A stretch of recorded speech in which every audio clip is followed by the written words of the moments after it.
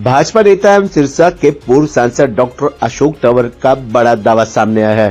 उन्होंने कहा कि इस बार फिर से मोदी सरकार बनेगी और लोकसभा चुनाव में एनडीए 400 का आंकड़ा पार करेगी।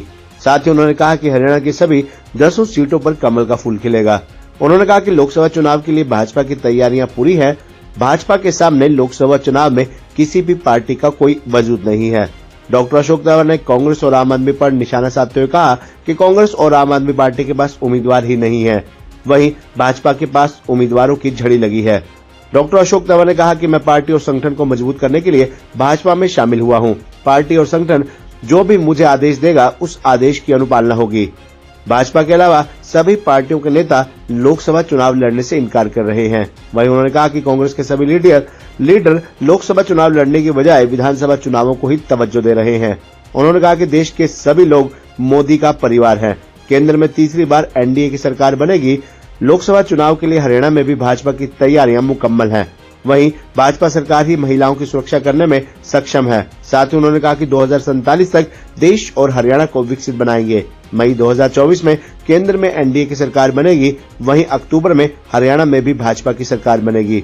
उन्होंने कहा कि अगले 3-4 दिनों में चुनाव की घोषणा होने की संभावना है। लोकसभा और हरियाणा विधानसभा चुनाव में देश और हरियाणा की जनता आशीर्वाद देगी। भाजपा की 195 उम्मीदवारों की सूची में कई मौजूदा सांसद के टिकट कटने पर डॉक्टर अशोक तंवर ने कहा कि भाजपा सर्वे करवाकर हमेशा जीतने वालों को ही टिकट देती है।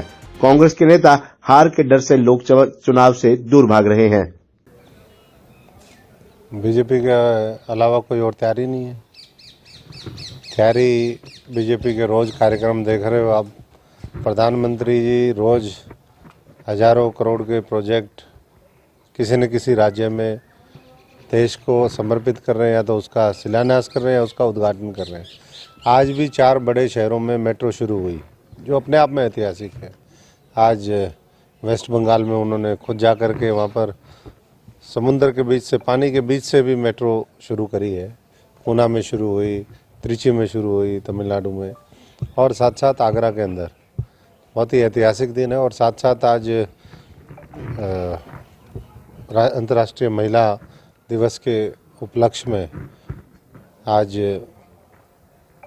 जो नारी शक्ति वंदन अभिनंदन प्रोग्राम, जो सेल्फ हेल्प ग्रुप्स हैं, उनको किस तरीके से आगे बढ़ाया जाए, देश में 3 करोड़ लखपति दीदी कैसे तैयार हों, उस संकल्प को लेकर के, और जिस तरीके से गैर भाजपाई राज्यों के अंदर महिलाओं के ऊपर अन्याय और अत्याचार है, उसमें बंगाल का उदाहरण आपने सबने देखा कि साजा शेख, जिसको वहाँ की सरकार बचाने में लगी हुई है, उन तमाम मुद्दों का उन्होंने जिक्र किया। और उन्होंने ये भी जिक्र किया कि एक समय वो भी था जब नरेंद्र मोदी जी ने सब कुछ छोड़ करके और देश के प्रति जब अपने आप को समर्पित किया, तो किस तरीके से गरीब किसान, मजदूर और ख़ास तौर से जो माताएं बहनें थी, उन्होंने जब उनके पास एक पैसा नहीं होता था जेब में, तब भी उनके दर्द को समझा। और मैं समझता हूँ कि आज इसीलिए और ज़्यादा शक्ति और प्रेरणा के साथ और ज़्यादा जिम्मेदारी के साथ वो देश में आज मजबूती से काम कर रहे हैं, ताकि करोड़ों लोग अपना जीवन बेहतर कर सके।